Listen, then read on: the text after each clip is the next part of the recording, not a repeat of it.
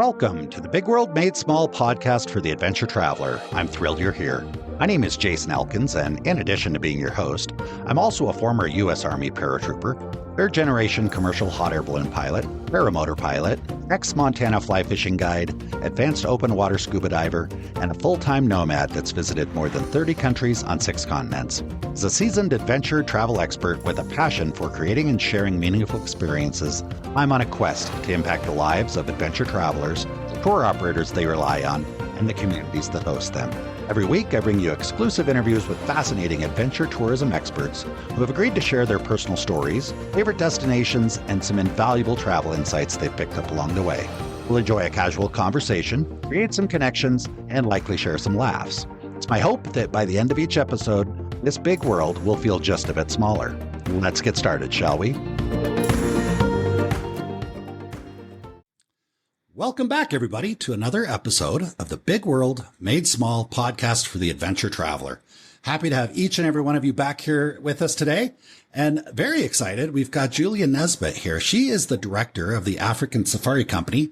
Super excited to have her here. She's got a fascinating story. I've had an opportunity to chat with her in the past. She's just back, we're recording this in early January. She's just back from a trip to Africa in November, so we're going to learn a little bit about that. But Julia, so happy to have you here. Welcome to the show. Thank you so much. I'm delighted to be here. Yeah, it'll be a lot of fun. And so, Julia, as we discussed before I hit the record button, this is really just kind of casual conversation. Just kind of want to get to know you, your story, and maybe create a connection with some of our listeners. So when they are thinking about Africa, maybe your name pops into their head and they can reach out and get some more information. But let's start with, how did you get from wherever you were to where you are now? We can go back as far as you feel is appropriate, and just kind of go from there. So tell us the story. Great. So I was born in Berkeley, California. We're going to go all the way back. But my parents, all right, very cool. Yeah, my parents are immigrants. So my dad is from South Africa. My mom is from Zimbabwe. They moved to the United States in the 70s. So my sister and I are the weird American cousins. Everybody else was either born in Zimbabwe or South Africa for the most part. So we are the odd ones out. But my mother got her PhD at UC Berkeley. She's a scientist. The US was where her research was, so we stayed.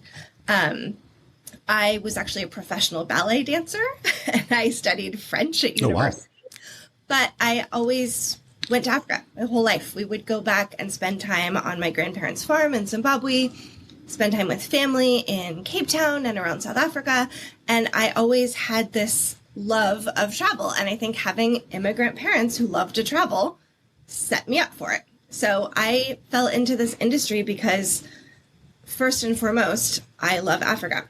I was very lucky to travel to Namibia with my dad way back when I was still in school, and learn a little bit about the business side then. So my dad, Mike Nesbitt, started African Safari Company in 98, I think, 98. And I worked for another tour operator who's sadly no longer around, running their Africa department. And then I rejoined my dad. I had done some part-time work for him while I was in school. I managed a camp in South Luangwa, which is in Zambia, for the duration of my 30-day visa. I had a little 6-tent camp, which is still there. It's been upgraded to be a beautiful luxury camp, but when I was there, it was lovely but simple.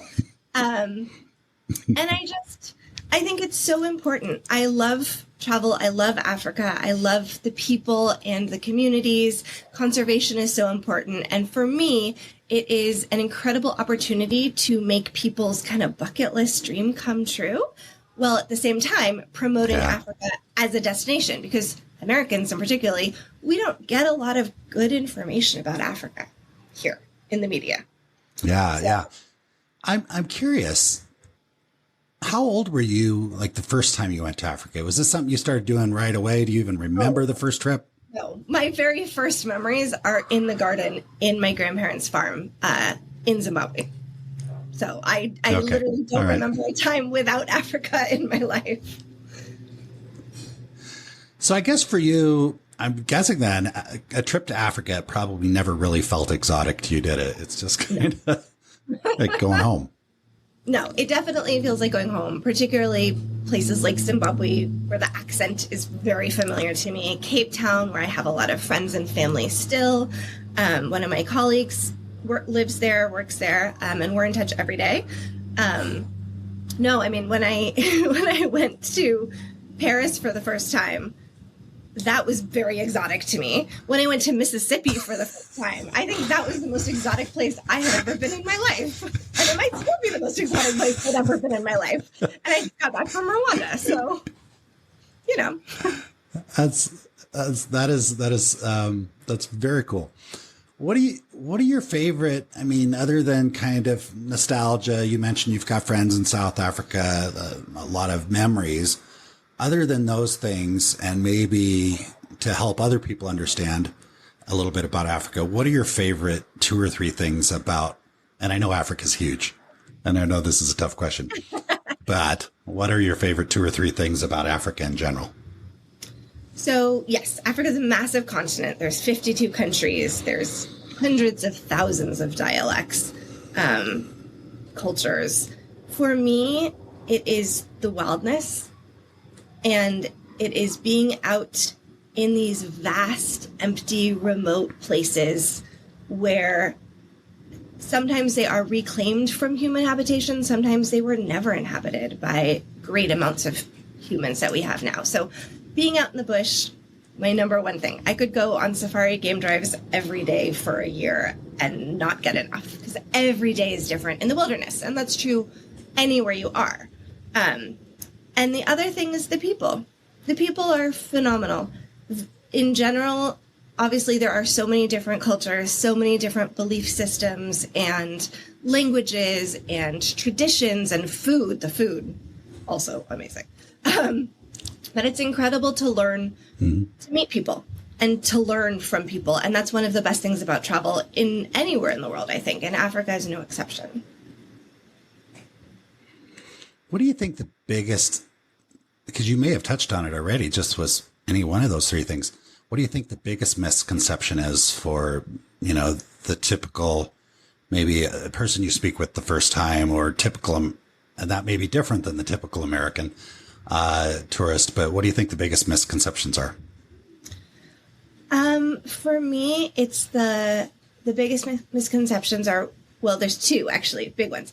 The first one is space, the concept of space and travel and logistics and how vast the continent really is. You can't zip around from the pyramids to the gorillas to Victoria Falls in, you know, a day or 2, let alone a week. So that's the first thing. The second thing is there are great super luxury places like you could find in any first world country with incredible ensuite bathrooms. So many times I get asked about ensuite bathrooms. Yes, they exist. They're beautiful. Some of them are bigger than my first apartment, just the bathroom. So, you know, that's probably one of the, you know, a basic one, but a thing that people, it's a vacation, right? So they want to be comfortable. Ensuite bathrooms, key. Interesting. So that question actually comes up often, it sounds like. A lot. Or are they just surprised when they see it? It comes up. I think Africa as a destination for travel is so daunting because Airbnb doesn't really work in the bush, right? You can't Airbnb like a safari destination. And so many people are used to doing their own travel now online. And so for me, being in this industry for 20 years now, it's fascinating and great to see travel professionals on the travel agent side come back in to say, okay, let's guide you towards this, that, or the other. Because so many people contact me and they don't even know, like they want to do their own research, but they don't even know where to start. So it's nice for me to be able to say, yes, you can have bathrooms. Yes, you can have Western style food. Yes, you can. It's not like some places in Mexico, for example, where you don't want to drink the water or use the ice. Everything is filtered, you know. So I think for a lot of people, there's that mental hurdle to get over. Is this going to be a comfortable destination for me? Okay. Got it. I'm curious. what do you like most about working in this business? Because you kind of touched on something about people kind of lifelong dreams and big stuff like that. But set Africa aside. Let's like whether you're helping people go to Africa, Malaysia, wherever. What do you like most about working in the tourism business? So for me, I'm very niche. Everything I do is custom. So I love to be able to take, like, for example, I have a phone call later today who is a person traveling with their partner and their partner's 11-year-old daughter. They've not traveled together as a family yet. They want to make sure that everybody gets a little bit of everything. This person's interested in history. This person's interested in cooking. The daughter's really keen on animals. So for me, I'm like, great. How do I put this puzzle piece together and make this literally the trip of a lifetime for these individuals, but also as a family? Because this is going to be making memories. And I travel, I have a 7-year-old, and we've been to Africa as a family 4 times in their little short 7 years of life. And it's so impactful. So for me, cool. It's making that dream kind of happen is the best possible thing for me, and customizing it to be, this is what you want. Do you think that you would get just as much joy out of if you specialized in South America? If you just really just were able to just download a bunch of information about South America, do you think you would enjoy it as much? Or how important is the connection to Africa for you in your job satisfaction? So for me, I don't ever want to not work with Africa, because it is home away from home. These are people, we are a small industry on the safari side. I've known a lot of the people that I work with for many, many, many years. So that personal human connection is important. The promotion of Africa is important. Obviously, I love travel. I love to make people's great dreams come true in that kind of big picture, glib sort of way, right? But I have sold some South America. I've been places in South America. And I love it. I mean, I personally am dying to go to New Zealand. I would love to do a trip where I do, lead a group, right, in the dream world of, we spend a week in New Zealand and we see the penguins. We spend a week in South Africa and we see the penguins. And then we spend a week in South America, like Ushuaia, Patagonia, and we see the penguins. 3 weeks of penguins. Brilliant. That's pretty cool. That's very I think there's a unique itinerary there that I have not seen. Penguins 3 ways or something. You can come up with a clever name. That's pretty cool. All right. That's super cool. Basically, yes, no, it did. I can tell. And for anybody that's just listening to this that doesn't have the benefit of seeing your face, I can share that the joy and the excitement is on your face as much as it is in your words and in your voice. So it's very, very clear that you really enjoy what you do, and that's super cool. And I'm also going to ask, what's the part you don't like? Because I suspect that people think everybody that works in the travel industry is always happy, always on vacation, always, and the reality is sometimes there's stuff behind the scenes that maybe is not as much fun or, so let's give everybody a glimpse into that. What's the part that sucks? Accounting. Or is there? Accounting sucks. Yeah. Accounting sucks. No matter what. And I'm very lucky. I have a really great team. But the accounting part sucks. Sometimes it is a little bit tough to go on vacation because I love having a personal touch. I don't turn over my clients to somebody else unless I'm like literally in the back of the bush and I cannot access my emails. But being in touch with my clients all the way through the process is super important to me. So sometimes that means I work weekends, I work vacations, I work holidays, I work all the time. Good thing, bad thing. But those are the 2 biggest things. I am a spreadsheet nerd, so I love a spreadsheet. So that part, I think a lot of travel professionals don't love a spreadsheet, and maybe the organization part of it, I love it. That's interesting because I get the whole the accounting part kind of is not my favorite because frankly, in my experience, most of the people that get into tourism are just really people and maybe not the same person that typically would go to school to be an accountant. Not that accountants don't like people. But then you mentioned the spreadsheets, and I thought, ooh, maybe there is a connection. You're a little bit analytical Maybe. as well. Then, so it's, yeah, all right. That I love is the puzzle pieces and the money. I got it. And if somebody's listening to this right now, because I suspect that some of our listeners are maybe, at a point in their life where they want to transition. They've always wanted to work in the travel business. I see a lot of, especially in social media recently, a lot of my social media friends are becoming travel agents. And actually, the first part, let's do this. Let's talk about the difference between a travel agent and a tour operator, because I think that might be helpful for people to kind of understand how this business works. And then maybe I'll ask you to share a few tips and advice for people that are interested in pursuing either route. Yeah, great. So I technically am a tour operator. So I have my own connections with partners in Africa. I do everything within Africa on a sort of package basis. So unlike a lot of travel agents, like I used a travel agent to book a trip to Disneyland for my family. It was a couple nights hotel. It was Disneyland tickets. That's part of what they do, are these little sort of pieces to make you, the client's life, easier.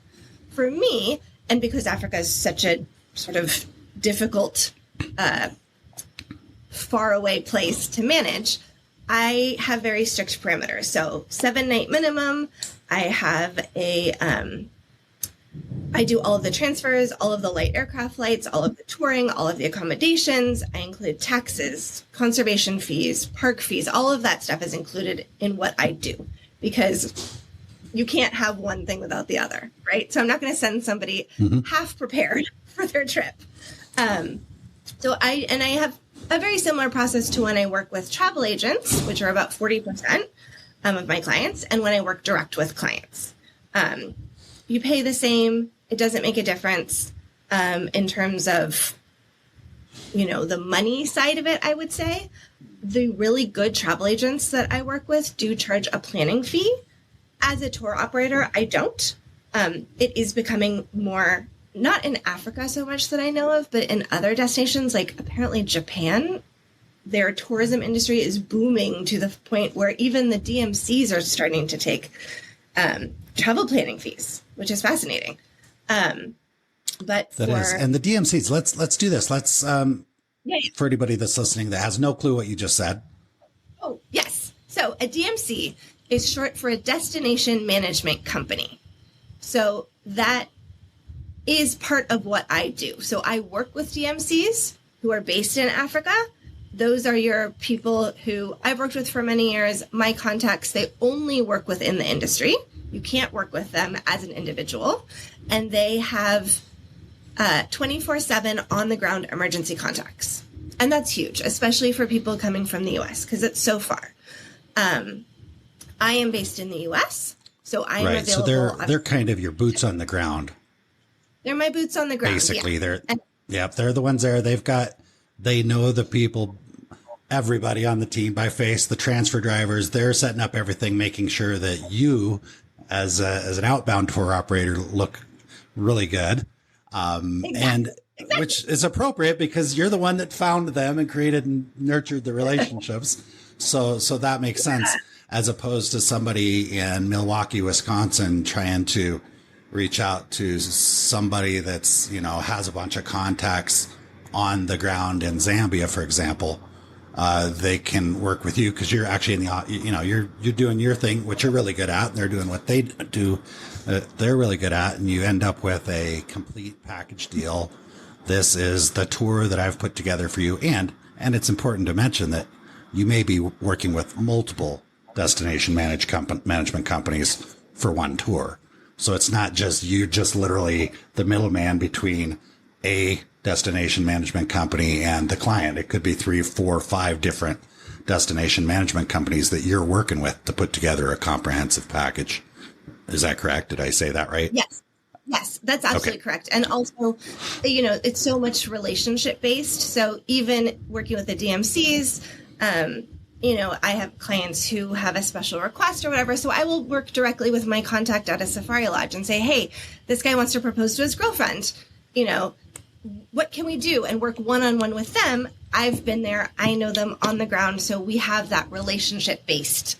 It is really a relationship-based industry, I guess. So there's the DMC, boots on the ground. I'm the tour operator.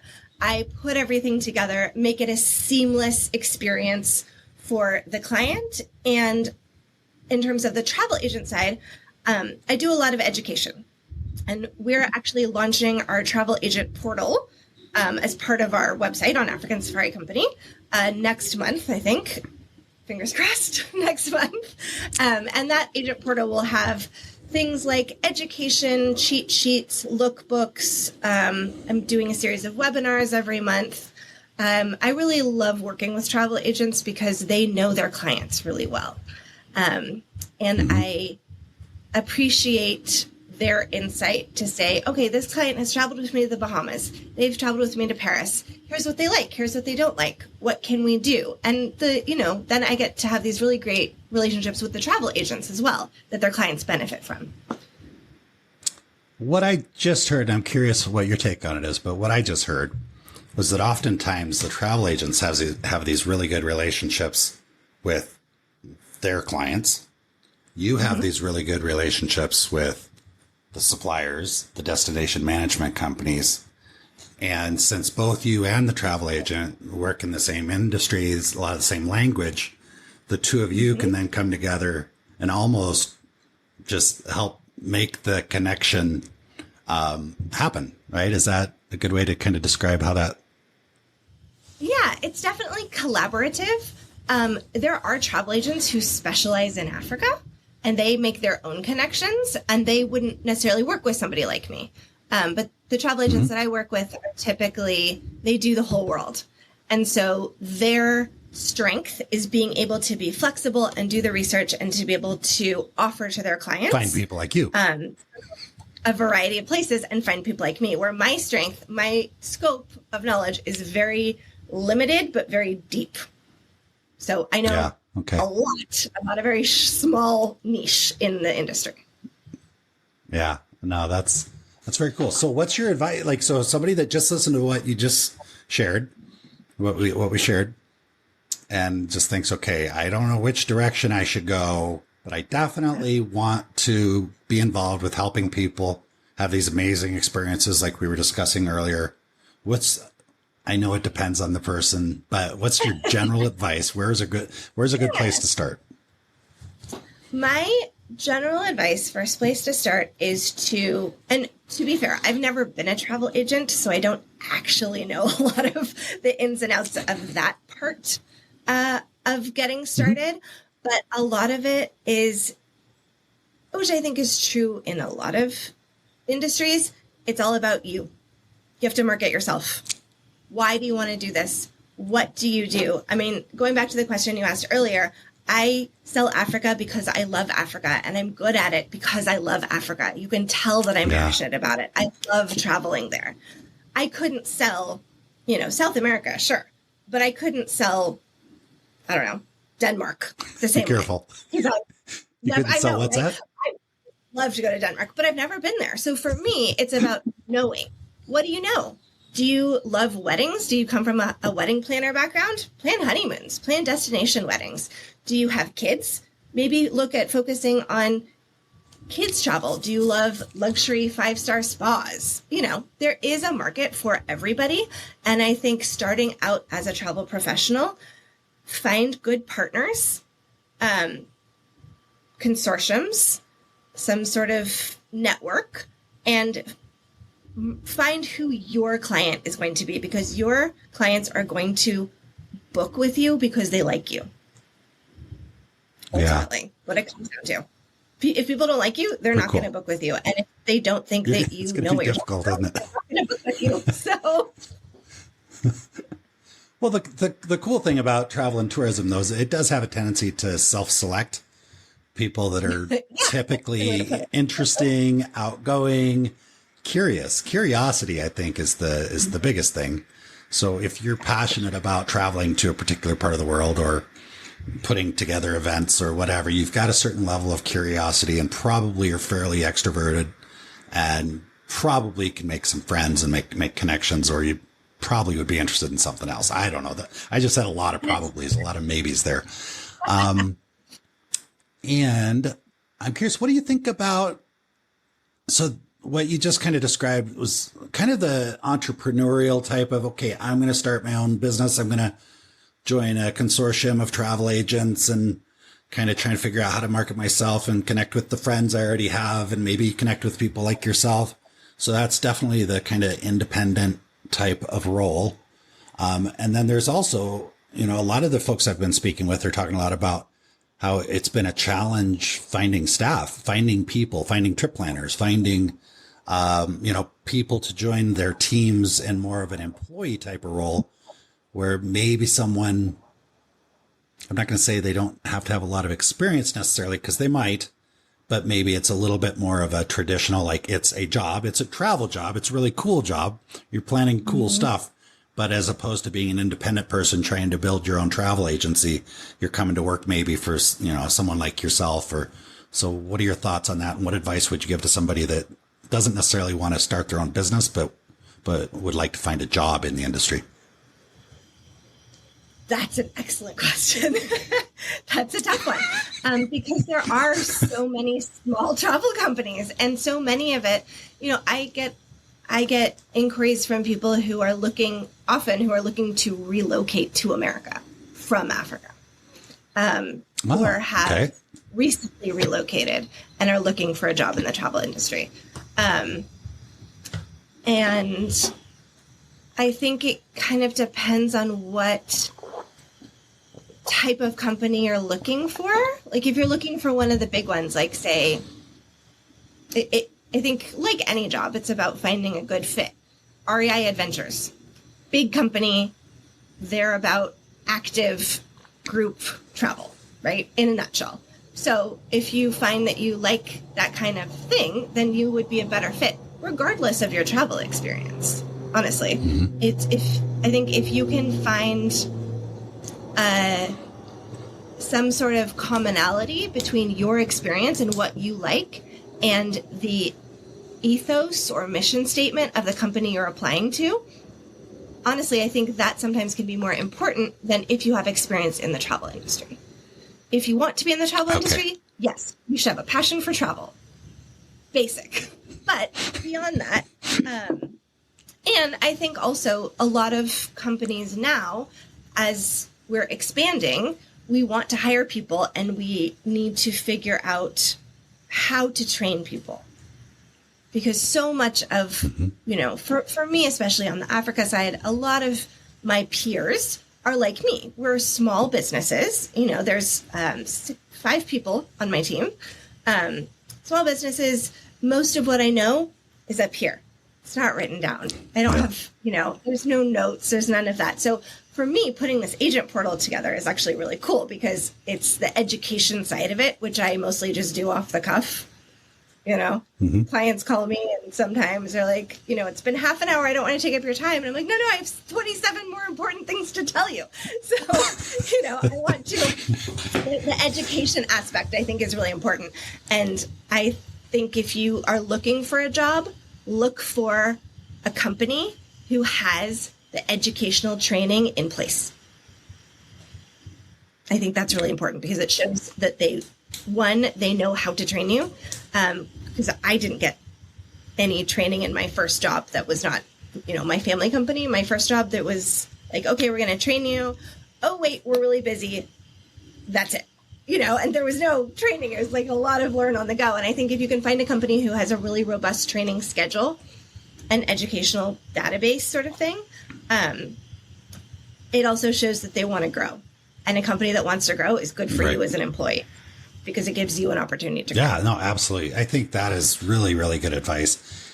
Do you think there's anything out there that I think there is? So I'm curious what your thoughts are. Is like there anything out there you see in the job marketplace? Like if you were to go on to, Indeed or maybe even LinkedIn, like that you think people should avoid? Ooh. I am very lucky that I haven't had to look for a job in 20 years. So I don't really know. Okay.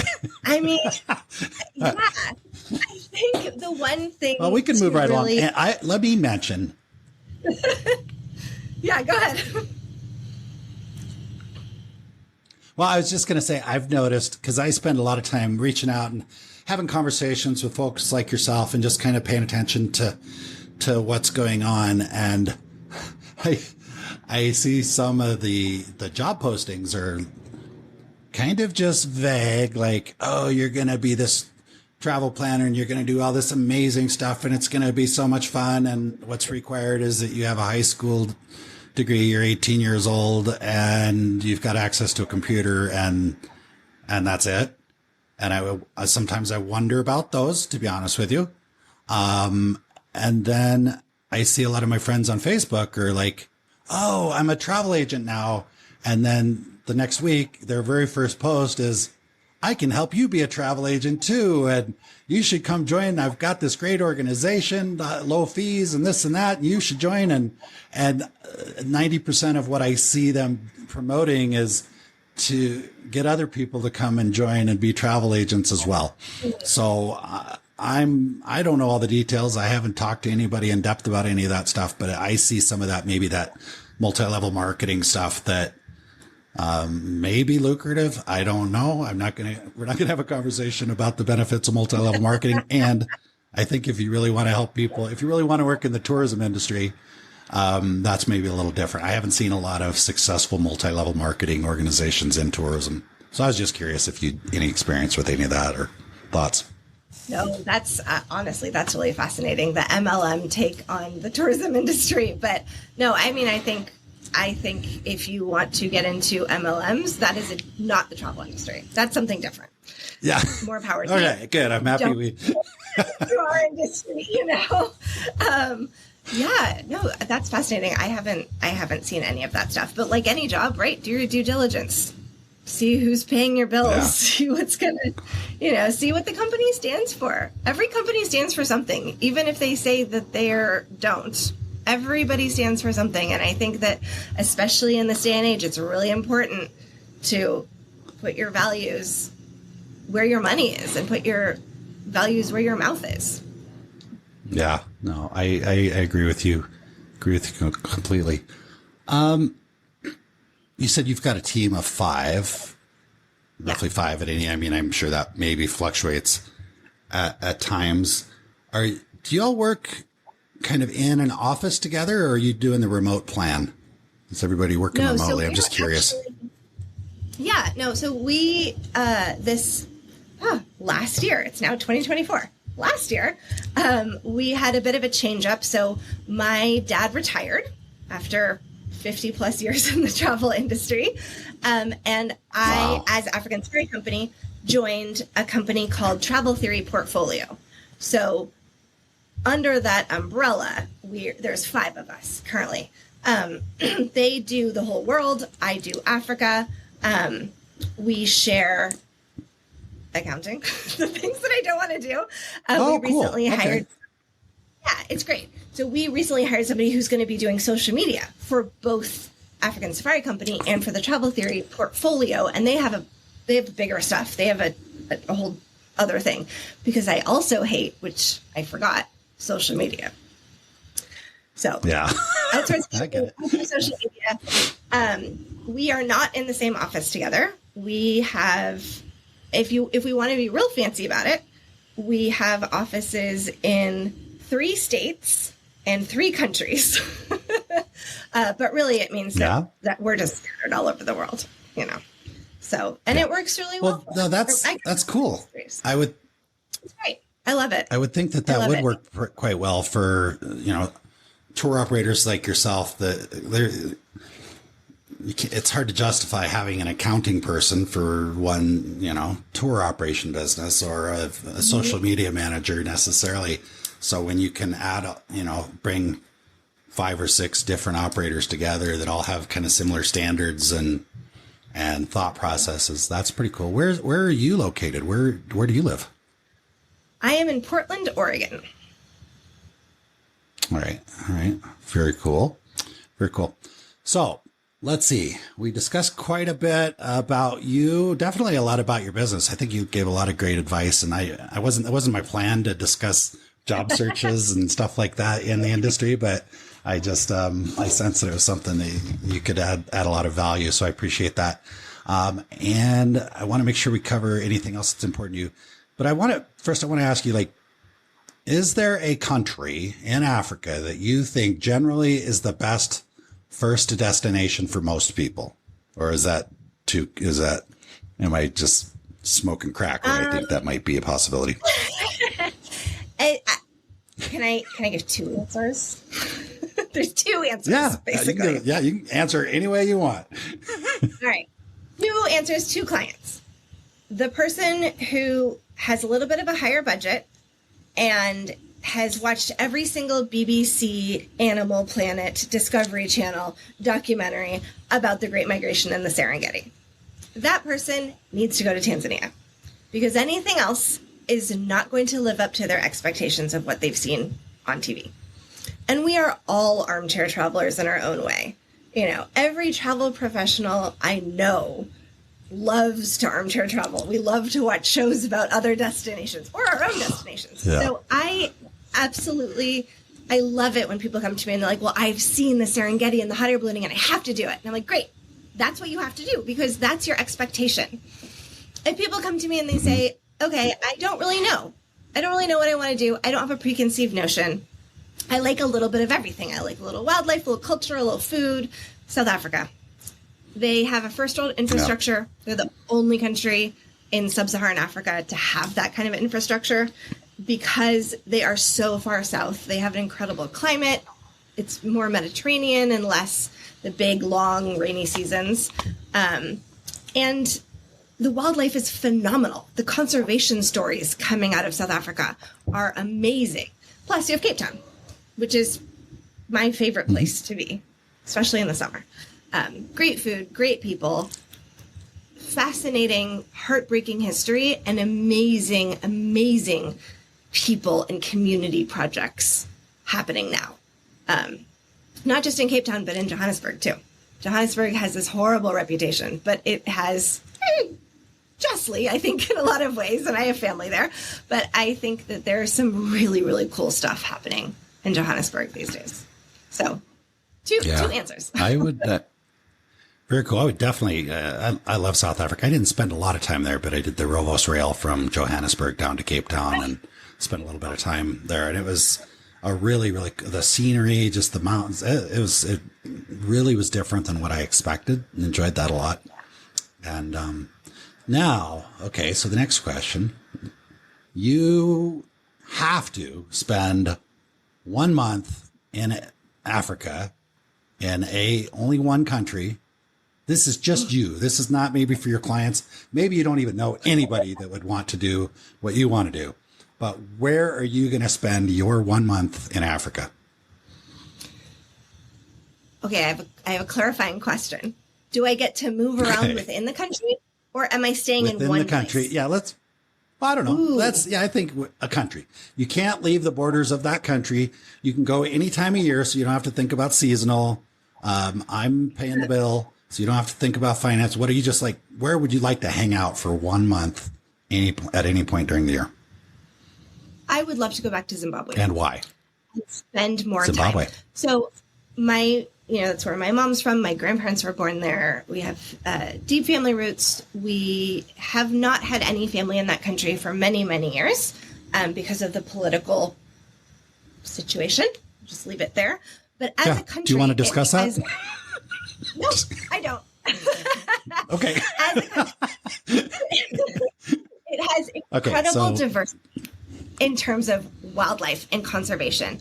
And the people are amazing. The people have gone through so much. And there is a reason that it was well known 80s, 90s in particular. The guides from Zimbabwe are the best. It is a fact. I mean, I'm going to get so much flack from other guys, other friends. the guide training in Zimbabwe is intense, and it remains intense. And you have Great Zimbabwe, the ruins of this incredible civilization. You have Akagera National Park, which is really beautiful on the border of the Kalahari Basin. You have the Zambezi River. Lower Zambezi National Park is on the Zambia side. Mana Pools is a gem that people don't get to enough on the Zimbabwe side. Kariba. I mean, there's so much to do. I could probably spend a month at Kariba working on my bird knowledge and be totally happy.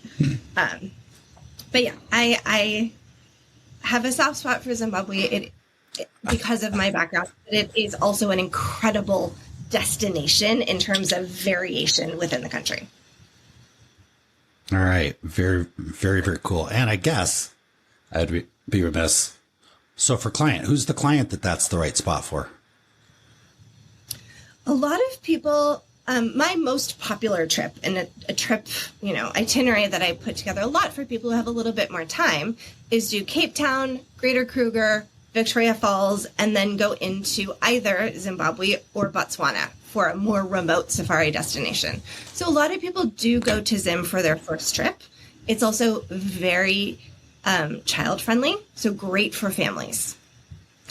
Easily accessible. You have the Victoria Falls. So yeah, Zimbabwe's really, there are places for people who have been to Africa a couple of times if you want to get really deep and go to places like Great Zimbabwe that a lot of people don't go to. The Matopos, amazing destination that's kind of off the beaten path for people who've been and are looking for something different. Okay, now tell us about your trip back in November. So I went to Rwanda. It was my first time to go. I have, obviously, as a company, we've offered gorilla trekking for many, many, many years. My dad had been, and I had a great relationship with our DMC there. It's a very small country. So I had expectations, I would say, with knowing kind of the broad strokes of the genocide. Obviously, it's a driving location because it's so small. You can drive it.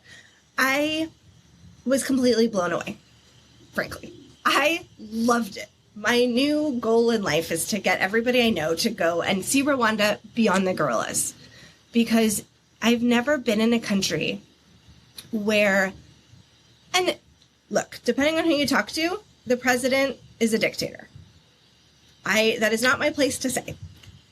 What I can say is they have incredible social structures in place to take care of the community. They are an incredibly densely populated country. They have great school systems in place to make sure every child gets an education. Whether it's some places, it's so densely populated that they have to split the school into like roughly 7 a.m. to 1 p.m. and then 2 p.m. to 6 p.m. because they can't fit all the kids in the schoolhouse. But that's what they're doing, and it is required by the government that all kids go to school. So there's a lot of that kind of thing. It is known as the land of 1,000 hills because it is beautiful. I mean, it looks like, I've never been to Ireland. It looks like the African Ireland. There's my weird metaphor for the day. The gorillas obviously were incredible.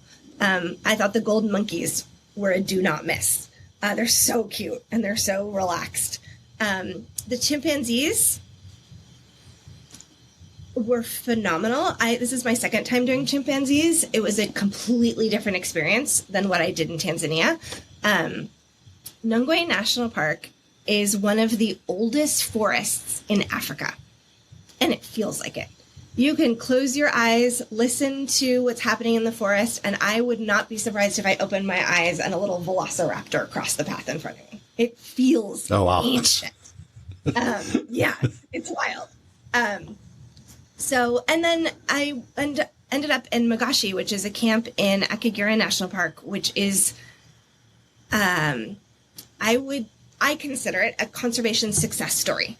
So, African Parks is a nonprofit that puts work, and this is like very basic, but puts work and money and funding, working with local agencies within a country, but African Parks works across the whole continent to revitalize parks that have been basically decimated because of human encroachment, habitation, wars. There's Gorongosa National Park in Mozambique, a landmine problem. And Akagera has come back in the most spectacular way. And I am a very snotty person. I've been on countless safaris. I have a very high standard for my own travel. Blew me away. We saw the Big Five in 2 game drives. And I did not expect that in this tiny corner of East Africa, in this tiny country that you go for the gorillas and then you leave. It was, honestly, it was incredible. I loved it. I'm so happy I asked. That's, I felt it. I'm like, sign me up. Where do I sign up? And the food was really good. That's really important to me. As a mom cooking every day, I love to be able to not cook. And the food is so good. You know what? Let's touch on that, because most people don't really have much of an idea what African food is. And I'm going to even go out on a limb and say most people that have seen African food on television haven't seen anything that looks very appealing. Let's just put it that way. So what gets you excited about African food? Maybe it's too general, but maybe in Rwanda or whatever. Talk a little bit about African food, because I'm a foodie. I enjoyed the food there. So what gets you excited about it? So I'm going to go back to the huge continent, 52 countries, hundreds of cultures, thousands of cultures, different food. Something that you find everywhere is a stew, some sort of stew with some sort of meat in it. And then some sort of porridgey situation. And that's traditional, right? But when I'm talking about food, I'm talking about like the quality of most of the places cook Western style food. They will also do like a local dish night or a local dish in addition to some, what they have on the buffet. Or what they do plated or whatever it is. But I think the ingredients are so good. My guide joked with me. He's like, everything's organic. There's nothing that's not organic because their soil is so fertile that they don't need pesticides. They don't need fertilizer. Everything just kind of grows. It was amazing. And I'm sure that, Lincoln State, right? But for me too, it is so regional. Like, I have never been to West Africa. I love Senegalese food. It is amazing. When I lived in Paris for a couple of months, and my flat was above a Senegalese restaurant, and they had jazz every Friday night. So every Friday night, I went down and I ate my food and I listened to the jazz, and it was phenomenal. And I think it's such a great way to learn about a culture. And in the Cape Town, and that area has the best rated restaurants on the continent. There's a lot of innovative kind of higher art, right, sort of food. And just really fascinating things that people are doing from their cultures and bringing that into new modern ways. So when you say you love the food, you're not necessarily saying, I think ugali is one of the ugali. Yeah, ugali is one of the words for the Kenyan. I think ugali is Kenyan. Really? I can't remember where I came across that one. It's like a pimento. It might have been Zambia. So it's all mealie pop is what they call it in Zimbabwe. Ugali is another name for it. There's lots of words for the same thing, and it's like a sort but you're not going to be limited to that. It's something probably to try. I enjoy the local food, but you're right. I was in Cape Town and I did a chef's table thing at one of the fancy restaurants, and it was like, holy cow. And I've spent time in some pretty cool places. And then also I remember when I was in Namibia, I did the mopani worms, which are the big caterpillar things. And the first time it was absolutely horrible. And I was like, okay, I'm going to keep an open mind. That was really nasty.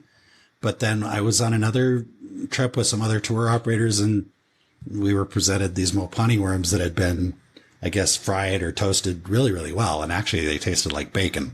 So the moral of the story there is just because you don't like something the first time, there's 52 countries in Africa. It's kind of the same thing, right? It's like, it's a big world. There's a lot of different ways to cook something. There's a lot of different ways to do things. Oh, yeah. So you can't, maybe you've got a friend that went to Africa and came back and said, oh no, we had a horrible time. Something happened. We don't like it. We'd never go back to Africa. That's the whole point of this, is that if a tourist goes to Detroit, Michigan, if they come to the States from Europe and they go to Detroit for a conference or something at the whatever, and they're there for a week and they go back to, to Europe and say, oh, we went to the US and we didn't like it. It wasn't what we thought it was going to be. It's, Africa's huge. Africa's huge. And there's so many places that I've never been that I want to go. Yeah. I don't know how you could be at all. Now, is there, and in fairness, because it is something I know is a concern of people, what would you like to share? Again, 52 countries. What would you like people to know about security and safety in Africa in general? So this is what I always tell my clients. My personal rule of thumb, I don't send any client where I wouldn't take my 7-year-old, and I wouldn't send my parents, who are almost 80. Mm-hmm. So that is paramount to me. Generally, security-wise for safaris, because I do focus on safaris, wildlife, is mostly about listening to your guide and not jumping out of the vehicle and running to go into the Pride of Lions. It's not people. People are not the problem. In terms of national security, it's kind of like Yellowstone trying to pet the buffalo. Exactly. Yeah, don't do it. Don't do it. Common sense goes a really long way. There are places I don't sell. Like I personally would love to go to South Sudan. I'm not going to sell it. I'm not going to go there because it's not safe now, politically. Places like Cape Town, use your common sense. I often travel alone.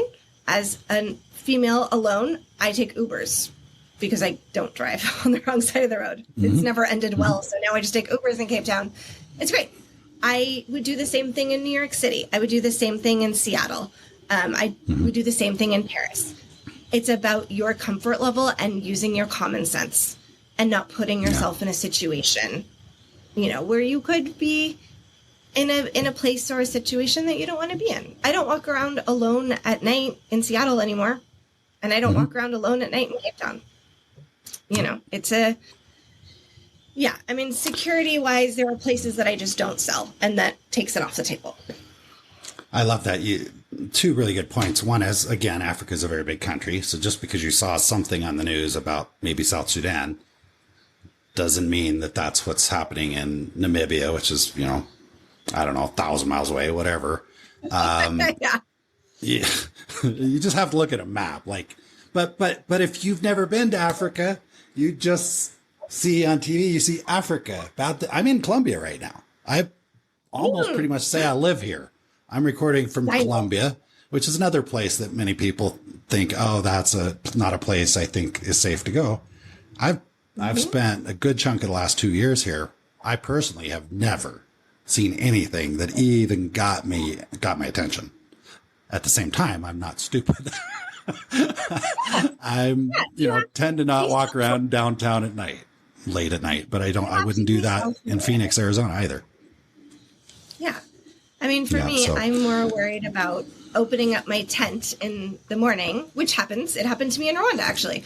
I opened up my door and there were buffalo all around my tent. So I radioed up to the main lodge and I was like, look, I'm not coming to breakfast because I'm not walking past these buffalo because they're frankly terrifying and it's not going to happen. And they sent a golf cart for me. So I got a golf cart ride so I could go have breakfast, and that's general common sense, right? Wild animals, don't mess with them. Yeah. But I also love what you said about I wouldn't send my clients somewhere where I wouldn't send, my child or my parents. And I'm just going to point out that's really a big part of the value that working with someone like you brings.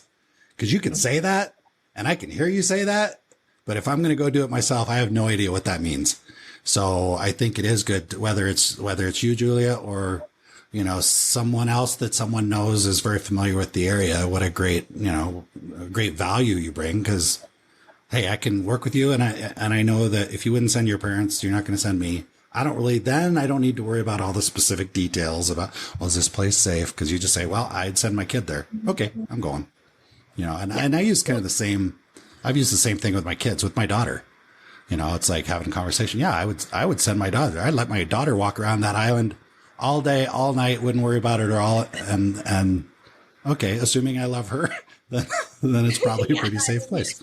So, and I do love her. I love her very much. So anyway, Julia, is there anything, there's so many things, big country, big world, big life. We're making the big world a little bit smaller, but I'm curious, is there anything that I should have asked, forgot to ask, or that you just really want to make sure that our listeners hear before we wrap it up? I think for me, the thing that I always want to leave for people is you can travel. Whether you're scared, whether you don't like flying, whether you're nervous to go someplace where you don't speak the language, you can do it. And I want people to empower themselves to get off of the couch where we do so much of our mental traveling. We all do it, and take a chance. And that's not specific to Africa.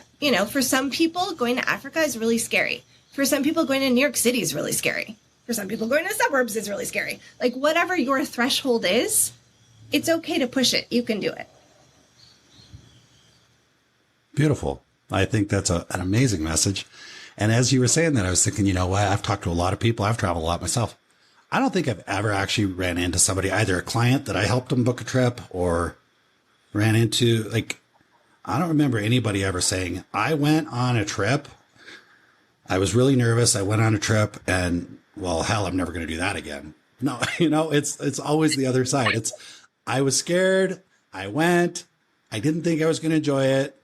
And now I'm planning my next trip. And where are you going next? Oh, here's where I'm going next. They might say I probably won't go back there, but the point is something clicked, and I never see it go the other way around.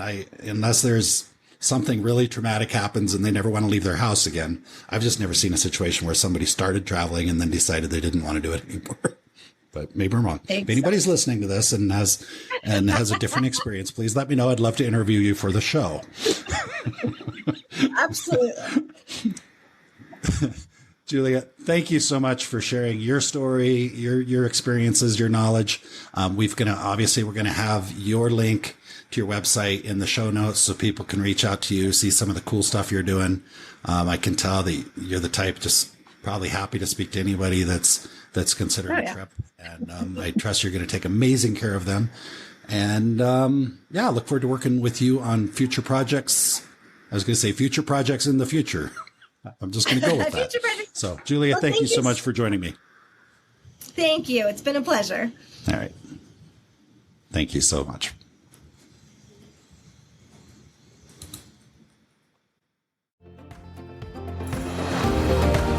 I trust you enjoyed listening to the conversation as much as I enjoyed recording it.